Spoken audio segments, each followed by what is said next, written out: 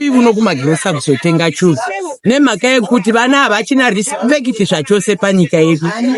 Vasikana, vana vedu vechisikana vofamba vakashama, kushama chaiko chaiko vachiita zvebhawa iro rirape kushama zvoti iwe mukadzi mukuru kuti ufambe mani unenge otosha ukangofamba pakangodai unoona havo vototorana kuita mukadzi nomurume ipapa pachira patei tichifamba napo.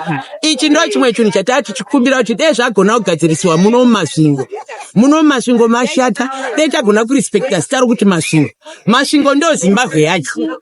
Nga mutafambi wagona kufamba nemunyarikani usiku, vasikana vari kufamba vakashama, vanenge vakamonera mazambi kana kuti tauti vanongofurasha mota vakutomisa unoona vakashama asina kana chinhu.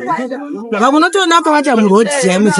Saka masvingo makunyadzisa mufonesa zvachose endera muno ari maraundi mufa kusvika kanzo yativakira matunhusi kusvika kanzo yazogona kutitengesera dzimetso ndichingovamo ndakakurira imomo ndaberekera vana imomo, asi chifambi mwanangu chaingovapo waziwa taitoenda kunotenga kubva tiri vasikana nyakusvika tazova maivo vakura tinda kunotenga mumagirosa, ndo magirosa edu kwatotenga muriwo zvose zvinofanirwa kushandiswa mumba mukicheni kana kuti tichambotova nefamasi ukahwa musoro waitomanyira kutenga munomaka ike zvino nyange ukashayiwa kenduro magetsi aenda haupaputi vana vafamba nemabhodhi nependi apa vachiita zvinhu izvozvo pachena mukati mumucheto mamidhadhadha munoona vakatombundirana imomo iri handibudi kana 6 kangochaya handitengi kana murivo handiti ngatinokumbira pane kuzoa hakubudiki kunosvodesa totoshayiwa kuti vana vazukuru nokuti ndavambuya yake zviro vazukuru toputira paimanheri kuti vasaona zvinhu zvakashata kudero nyika yachinja ndizvo zvingaitwa sei. Masvingo yashatisiwa navana vedu vatakabereka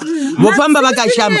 Ngatizvikoshese isu vanhu vechinhukadzi bviri ngaribvagwe romunhukadzi haikona kuti ndinopfeka chinguo chinodai kana kushayiwa dhiresi ndongopfeka bhurugu ndotorana nomunhurume nebhoti apo pachena ndototogwa kuitwa munhukadzi kodo zvisadero. Masvingo ino ngatiikoshese.